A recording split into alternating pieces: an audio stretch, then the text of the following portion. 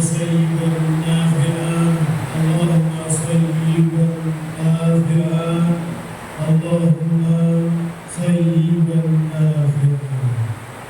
Assalamualaikum warahmatullahi wabarakatuh.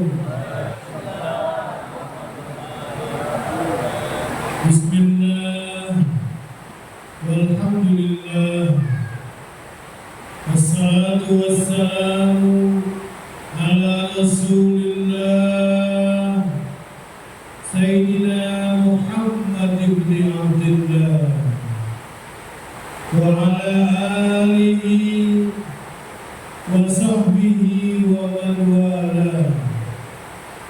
Amma ba'du. Subhanaka la ilma lana illa ma 'allamtana innaka antal alimul hakim. Rabbi shrah li sadri wa yassir li amri wahlul 'uqdatam min lisani yafqahu qawli.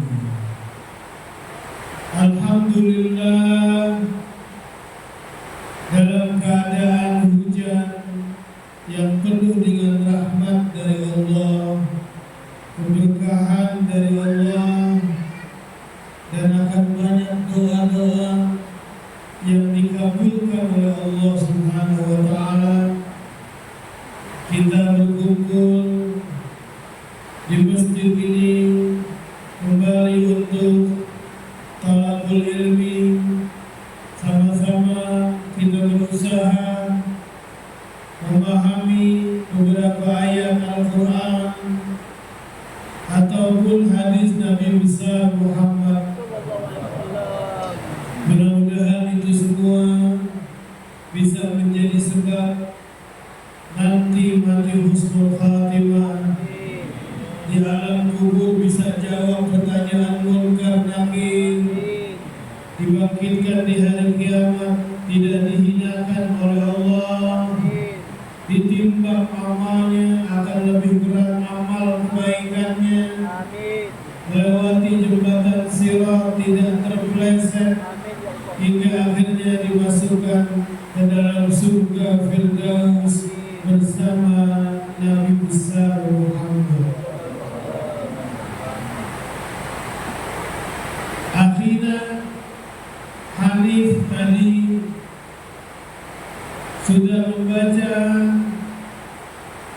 ayat, salah satu ayat di dalam surah Al-Ahzab. Ibu-ibu di belakang, di pojokan dekat kipas angin, dengar suaranya jelas? Barakallahu fikum. Di dalam surah Al-Ahzab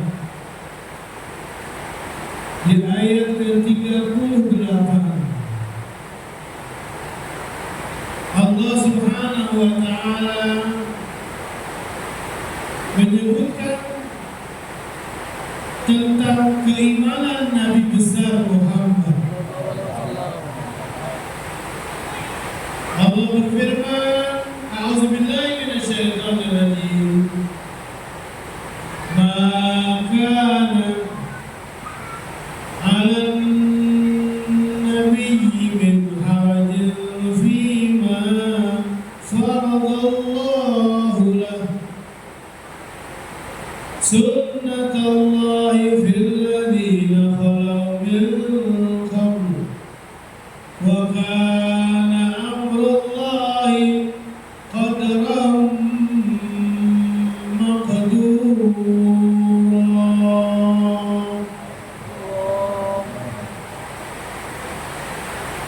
Tidak ada sedikit pun rasa keberatan, merasa tidak nerima pada diri Nabi besar Muhammad.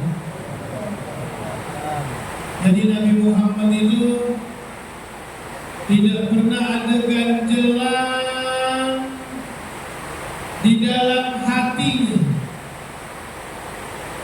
selalu ridho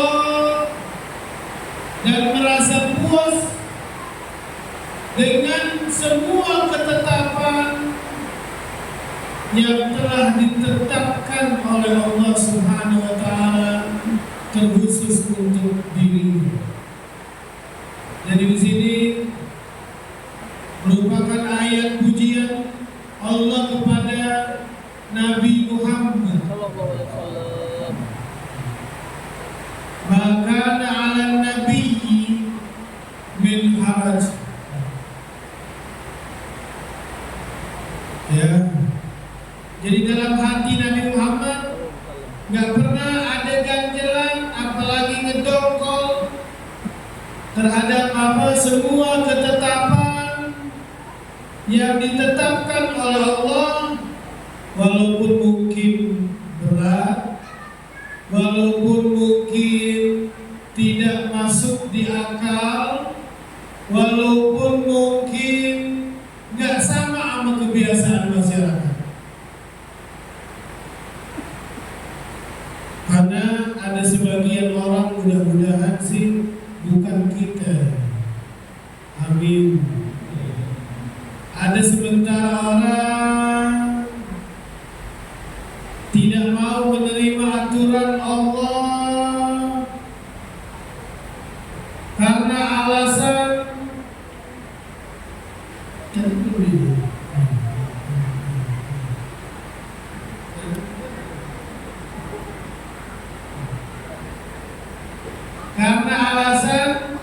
tidak masuk di akal.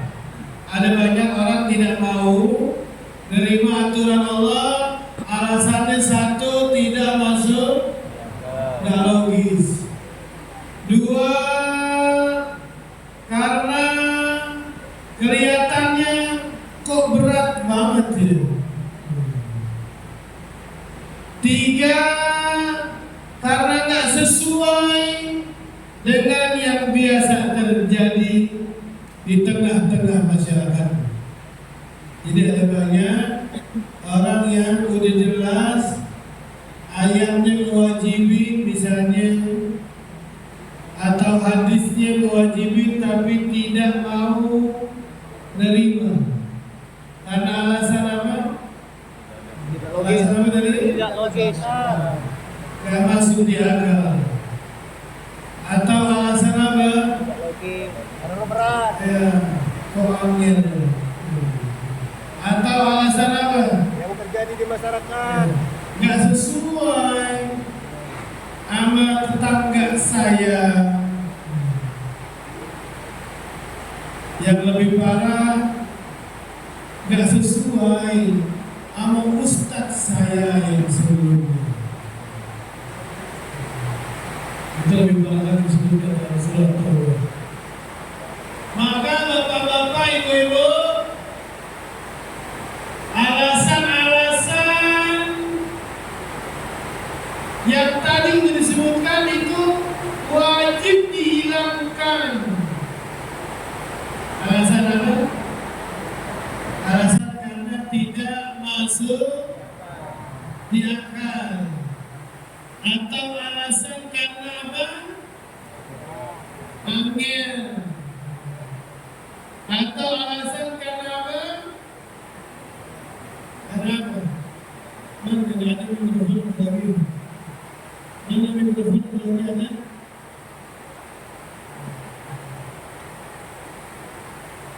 Boleh kita mikrofon.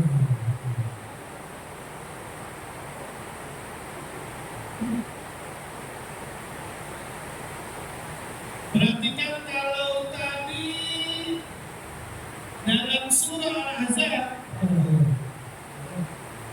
kalau tadi dalam surah Al-Ahzab cerita tentang Nabi besar Muhammad yang dengan keputusan Allah beliau tidak merasa apa? Tidak merasa keberatan, tidak merasa kehamilan dan lain-lain. Maka lihat sekarang firman Allah buat yang ngaku dirinya orang beriman. Sekarang lihat firman Allah buat siapa yang ngaku dirinya beriman. Di dalam surah An-Nisa ayat yang ke-65, Allah Subhanahu wa taala berfirman, A'udzu billahi minasyaitonir rajim. Sedikit ingetin ya, ada banyak effort pula, hati-hati ketika membaca ayat tentang perintah salat. Para ikhwan semuanya yang hadir ya, ada banyak ikhwan yang kurang berhati-hati ketika membaca ayat sholawat.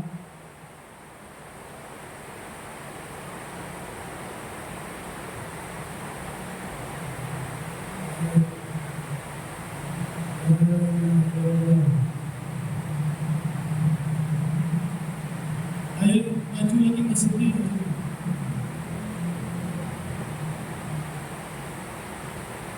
Ayo Indra.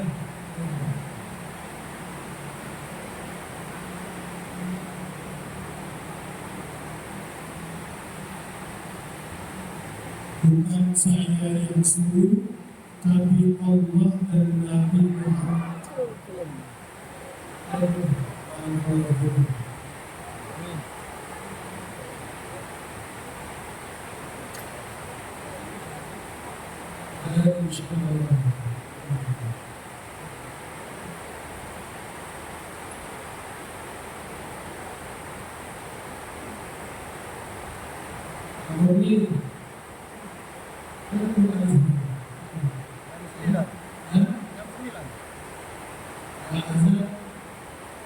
Ayat 56.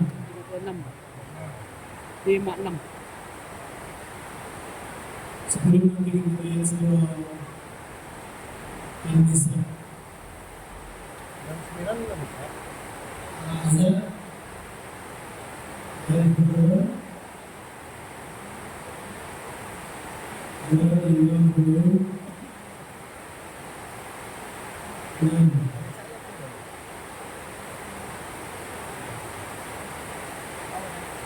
Coba baca dulu.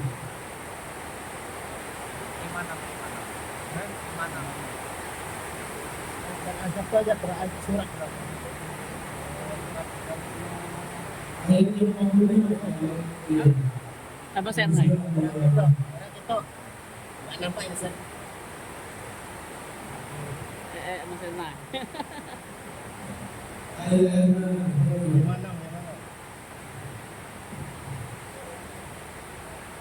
أعوذ بالله من الشيطان الرجيم إن الله وملائكته يصلون على النبي يا أيها الذين آمنوا صلوا عليه وسلموا تسليما. Barakallahu fiikum. Biar aku. Cukup. Ayo. Ini bukan ikhwan atau siapapun ketika membacakan ayat ini, entah lagi sambutan, entah lagi baca salawat, atau jadi khatib Jumat terutama, itu Inna Allah wa malaikatahu yusalluna ala nabi.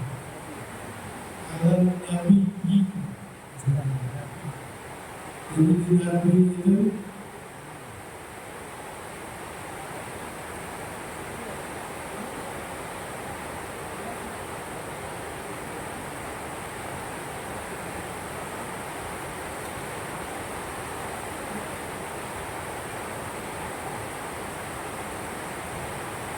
Allahumma awalina wa awalina Allahumma hawalaina hawalaina Allahumma hawalaina hawalaina.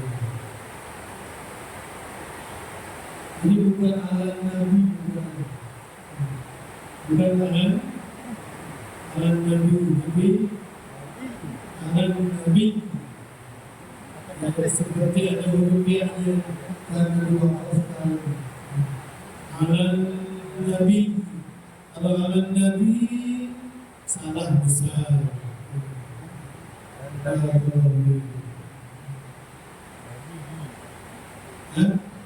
Barakallahu fiikum. Inna Allah wa malaikatahu yusalluna 'alan nabi. Bukan alan Nabi. Barakallahu fiikum. Kembali kita lihat surah An-Nisa ayat berapa tadi? Ayat ke 65. Barakallahu fiikum. Buat yang ngaku beriman,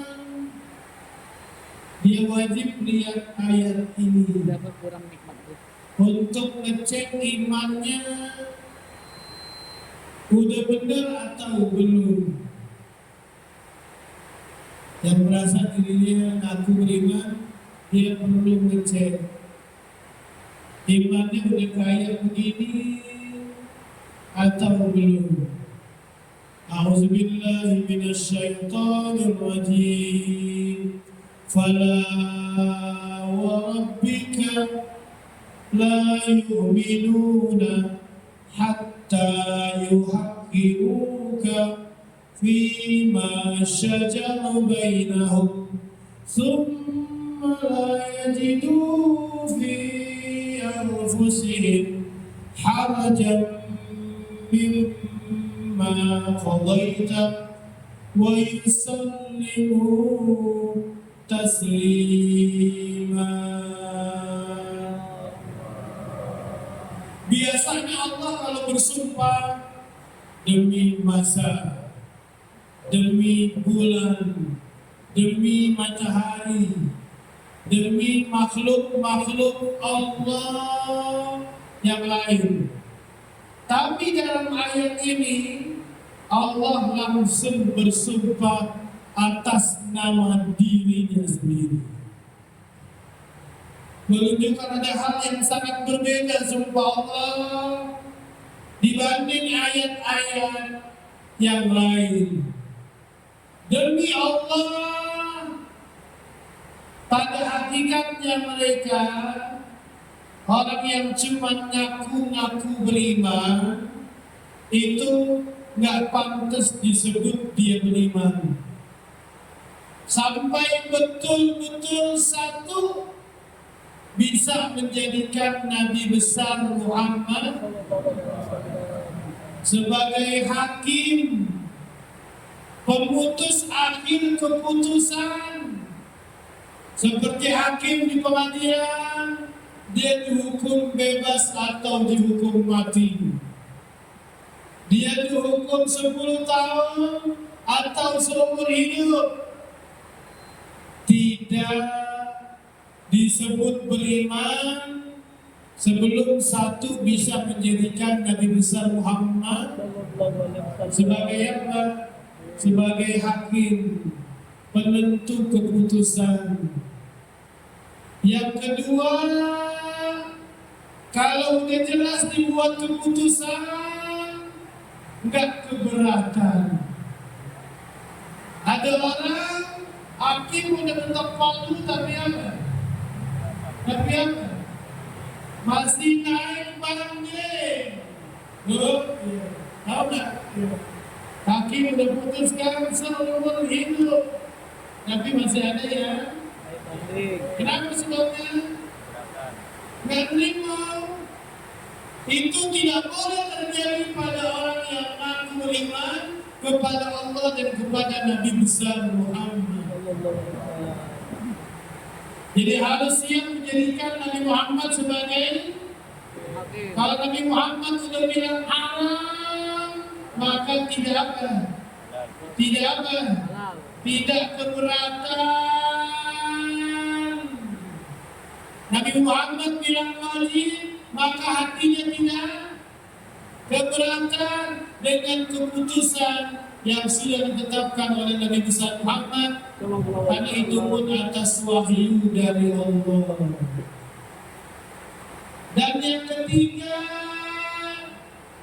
satu, menjadikan Nabi Muhammad sebagai Hakim. hakim, penentu keputusan hukum halal atau haram. Yang kedua, kalau sudah dibuat keputusan, kita terimanya dengan tidak keberatan. Yang ketiganya, betul-betul menerima sepenuh hati sampai mati dalam keadaan senang ataupun susah. Kalau tiga hal tersebut udah ada dalam diri kita, maka pantaslah diri kita disebut orang yang beriman. Sebagaimana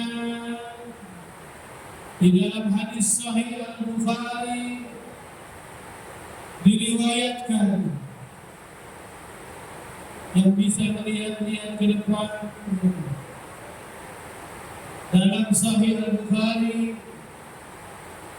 nomor 3212 diriwayatkan sebuah hadis dari sahabat Abu Hurairah radhiyallahu anhu, yang nama aslinya adalah Abdurrahman bin Sakhr. Diriwayatkan setelah Rasulullah Sallallahu Alaihi Wasallam selesai salat subuh, beliau menghadap badannya kepada para jamaah, lalu bersabda sebuah cerita. Aku mau cerita ini. Yang cerita siapa?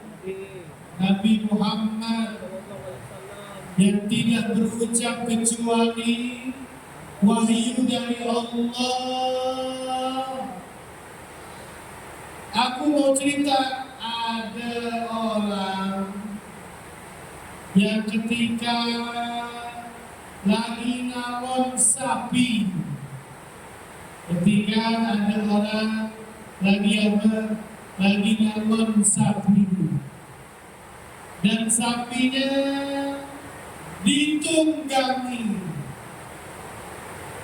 dan orang yang mengembala sapi itu memukul sapi tersebut. Lalu sapi itu berbicara. Yang ngomong siapa? Yang ngomong? Ceritanya siapa? Nabi Muhammad.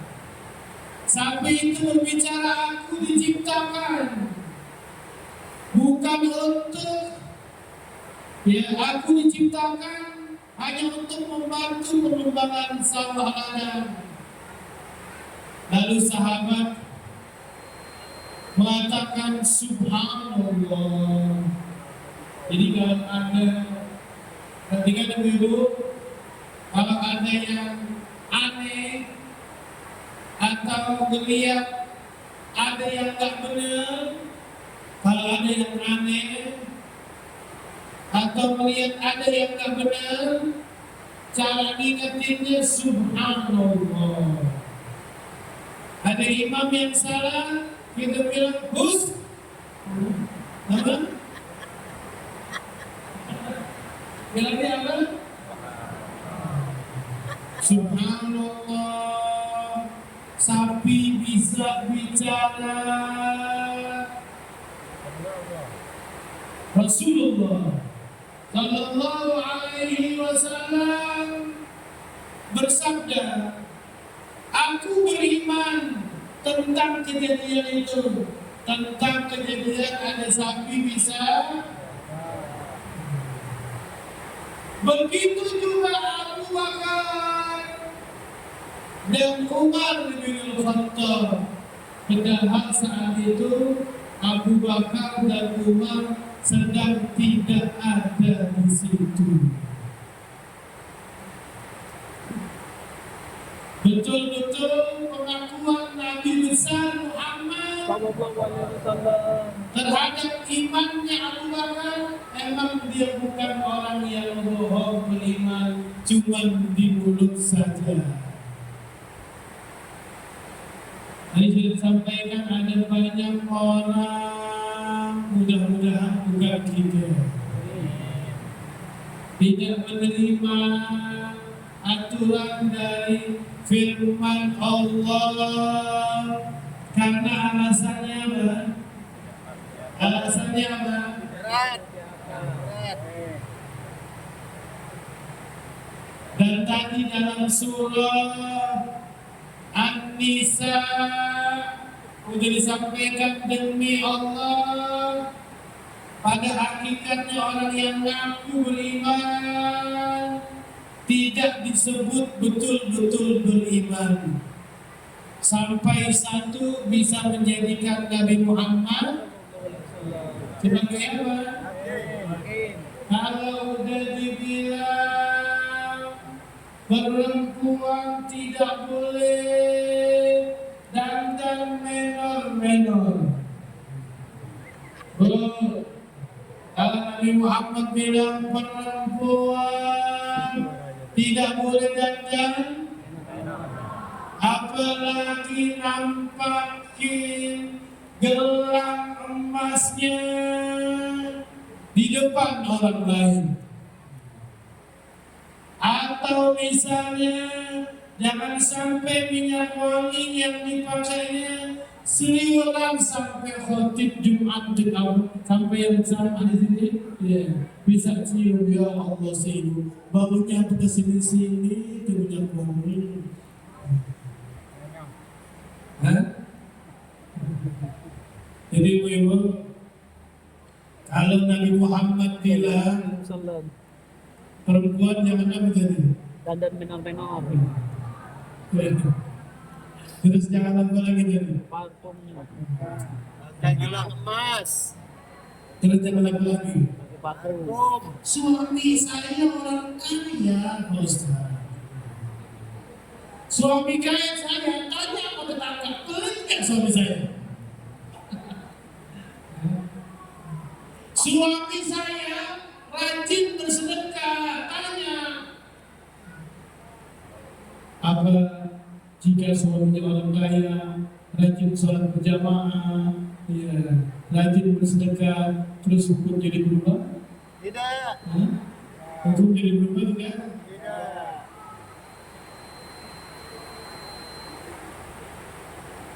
Isra dan Mi'raj yang dialami oleh Nabi besar Muhammad adalah peristiwa yang menurut sebagian umat Islam saat itu tidak masuk di akal, sehingga sebagian sedikit dari mereka ada yang murtad, mundur ke belakang karena alasan tidak masuk di akal. Wes, saya tidak ngaji lagi maafkan mungkin mulai besok. Saya tidak mungkin.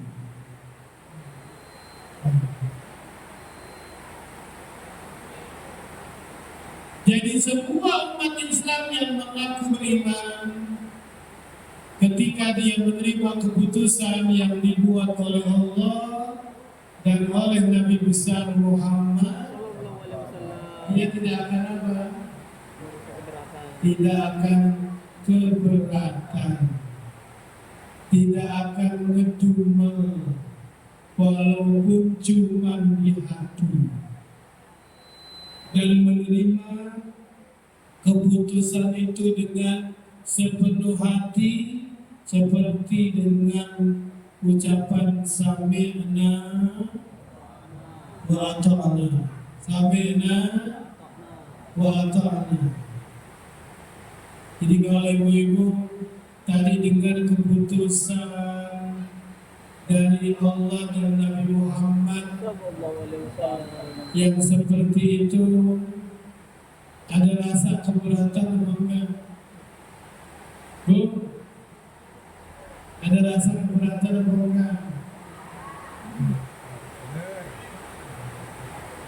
Karena inilah di antara inti dari hikmah Isra dan Mi'raj yang pernah dialami oleh Nabi besar Muhammad. Perjalanan yang cuma sebentar, tapi udah bisa melakukan perjalanan bukan jutaan kilometer, entah berapa miliar atau triliun kilometer. Sehingga di situ Sayyidina Abu Bakar As-Siddiq radhiyallahu anhu, yang nama aslinya siapa ibu? Abdullah bin Utsman. Nama aslinya Abu Bakar adalah Abdullah bin Utsman. Utsman itu juga seorang Muslim yang dikenal dengan julukan Abu Quhafa. Abu Bakar saat itu orang yang mengatakan, padahal Abu Bakar ini dengar kabar Nabi Muhammad di Isra dan di Mi'rajkan bukan langsung dari lisan Nabi besar Muhammad. Abu Bakar mendengar Nabi Muhammad udah di Isra dan di Mi'rajkan, dengar juga dari Abu Jahal. Dengar dari siapa? Dari Abu Jahal. Karena kita ini apa? Kadang-kadang nggak mau menerima nasihat firman Allah atau hadis Rasul karena alasan dia masih bau kencur, dia masih anak kecil, lahirnya aja saya tahu, dia nakal aja, sampai nakal di bawah-bawah. Dia nakalnya aja saya tahu. Itu ya alasan-alasan yang sebenarnya dibuat-buat saja. Bagaimana Abu Bakar As-Siddiq radhiyallahu anhu percaya, bahkan mengatakan jika ada yang lebih tidak masuk di akal. Dalam Mustadrak Imam Hakim, jika ada sesuatu yang lebih tidak masuk di akal, kalau itu memang keluar dari lisannya Nabi besar Muhammad, aku adalah orang yang pertama kali akan percaya.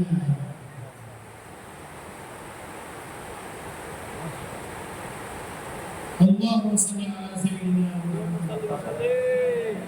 Mudah-mudahan Allah kasih percikan iman Abu Bakar ada pada diri kita, pada diri semua yang hadir dalam majlis ini.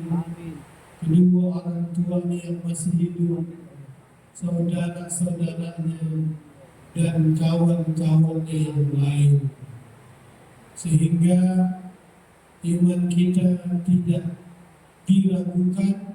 Iman yang seperti inilah iman yang bisa dijadikan sebab orang bisa jawab pertanyaan munkar dan nakir di dalam kuburnya.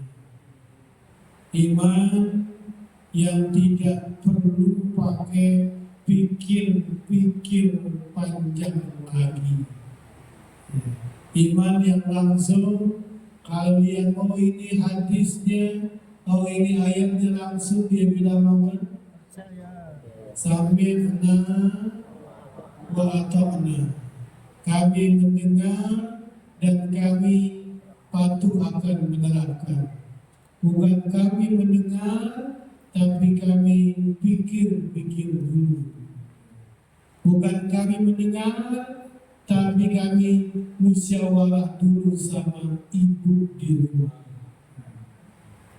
Ada sebelum ini ya Pak ya, saya tanya dulu sama ibunya anak-anak setuju.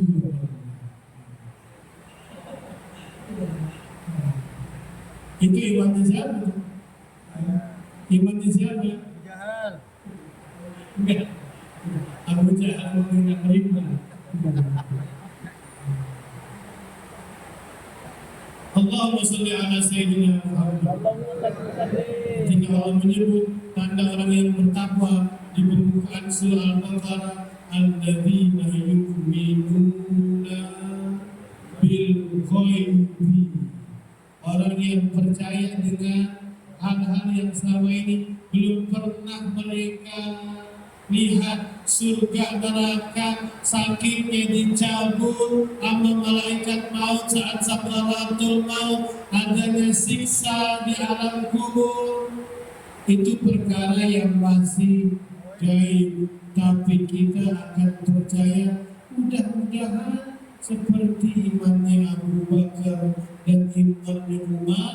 Walau saat itu Nabi Muhammad sedang cerita, Abu Bakar dan Umar saat itu tidak ada. Tapi Nabi Muhammad bilang, jika seandainya dia ada saat ini, pasti dia percaya.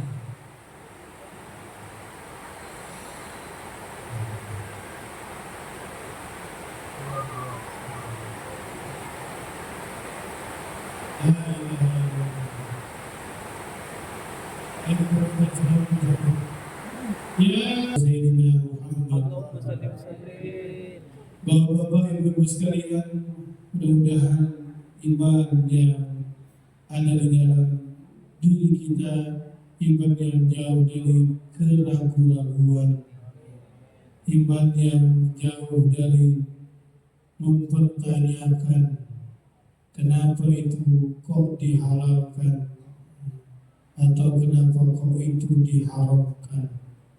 Iman yang ketika dia hadir di pengajian seperti ini selalu dipenuhi dengan ucapan sami'na wa ata'na. Kami dengar dan siap patuh menerapkan. Kita sudah masuk di bulan Rajab, Jumat terakhir, berarti pertemuan kita berikutnya sudah masuk bulan Sya'ban, sebentar lagi bulan Ramadan. Sebagaimana pertemuan yang lalu diusahakan untuk membiasakan semua yang perlu dibiasakan, hingga akhirnya jadi apa? Kalau jadi biasain jadi apa? Jadi kebiasaan. Dibiasain dulu, dan itu betul-betul harus butuh perjuangan. Wa may yatasabbar yusabbirullah. Siapa yang maksa-maksain dirinya buat sabar, baru Allah kasih dia sabar. Kalau nggak maksa-maksain, sampai mati juga tidak akan bisa sabar. Sehingga kalau dia dipaksain, dia akan jadi kebiasaan. Hingga akhirnya baca Quran, masuk Ramadan, sudah jadi kebutuhan. Berdoa kepada Allah sudah jadi kebutuhan. Bangun malam sudah jadi kebutuhan. Salat di awal waktu sudah jadi kebutuhan. Gak mungkin itu bisa jadi kebutuhan kalau tidak diawali dengan apa? Dengan membiasakan, berjuang untuk membiasakan. Begitu juga membiasakan salat dengan benar, ya. Membiasakan diri salat dengan benar. Karena ada orang yang salat masih disebut nama Nabi Muhammad sebagai salatnya pencuri yang paling buruk. Ada orang yang salat tapi disebut Al-Quran sebagai salatnya orang yang celaka.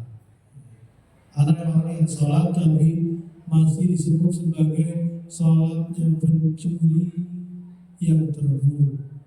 Ada orang yang salat masih disebut salatnya orang yang celaka. Ada orang yang salat tapi masih disebut salatnya orang munafik. Salat. Ada orang yang salat tapi masih disebut bukan cara salatnya manusia, tapi cara salatnya binatang atau cara gayanya syaitan. Ada yang salat tapi masih membawa gaya binatang dalam salat. Salat tapi masih membawa gaya syaitan dalam salat. Bahkan ada orang yang salat membawa kecelakaan dirinya di hari kiamat. Ada orang yang salat tapi malah membawa kecelakaan dirinya di hari kiamat. Orang yang suka salat sambil melihat ke atas, kalau dia tidak mau memberhentikan kebiasaan buruknya, maka ditakutkan di hari kiamat pandangan matanya akan dibutakan oleh Allah.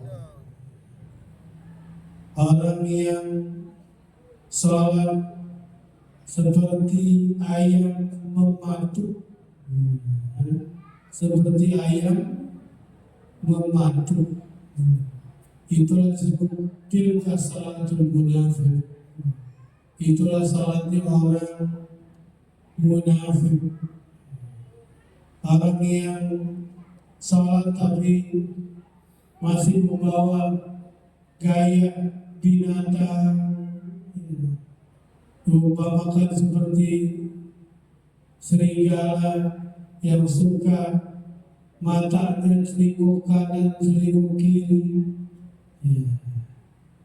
Orang yang salat kata Nabi besar Muhammad Sallallahu Alaihi Wasallam, tapi kalau mengucapkan salam masih suka menggerakkan telapak tangannya ke kanan dan ke kiri.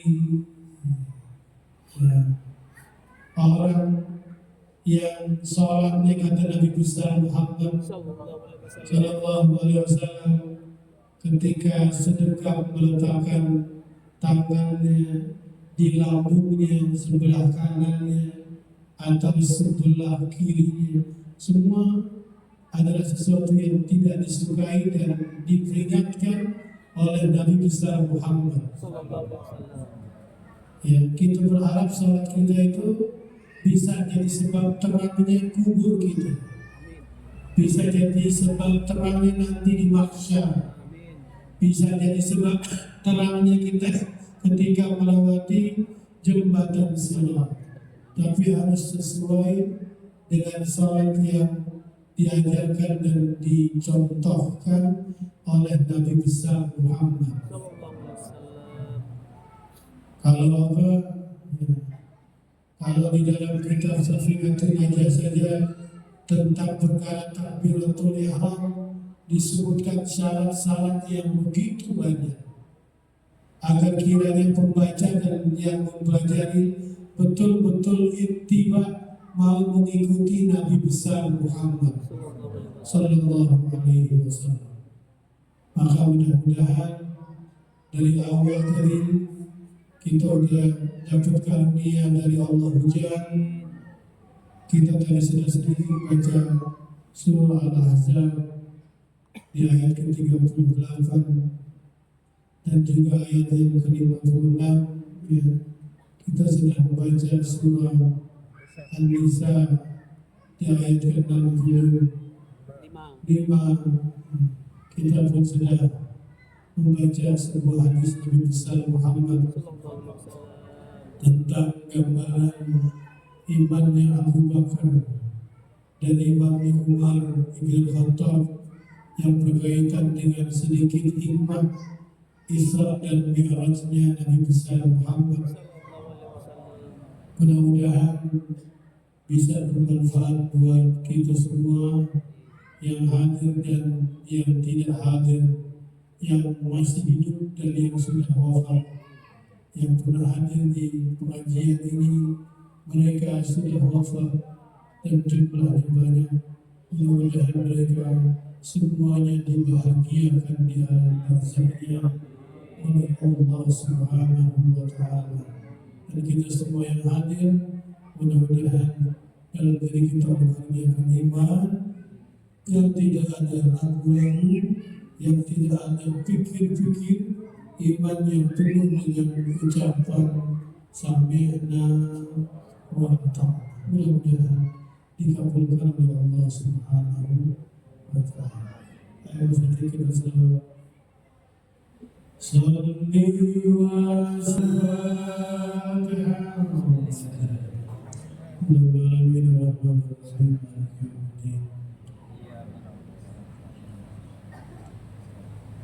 Bismillahirrahmanirrahim. Alhamdulillahirrahmanirrahim. Allahumma salli wa sallim ala sayyidina Muhammad wa ala ali sayyidina Muhammad. Allahumma ati nufusana taqwaha wa zakkiha anta khairu man zakkaha anta waliyuha wa mawlaha. Allahumma inna na'udzu bika min ilmin la yanfa' ومن قلب لا يخشى ومن نفس لا تشبع ومن دعوة لا يستجاب لها. اللهم إنا نسألك إيمانا لا يرتد ونعيما لا ينفد ومرافقة محمد صلى الله عليه وسلم على جنة الفوز.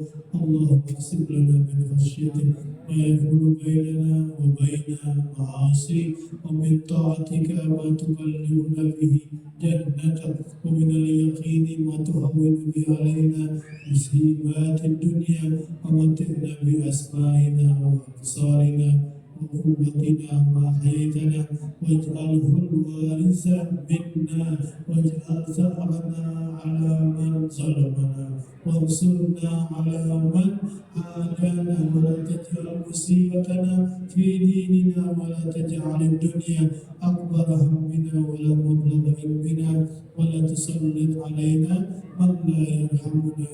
وصلى الله على سيدنا محمد والحمد لله رب العالمين. سبحانك اللهم وبحمدك أشهد أن لا إله إلا أنت أستغفرك وأتوب إليك. والسلام عليكم ورحمة الله.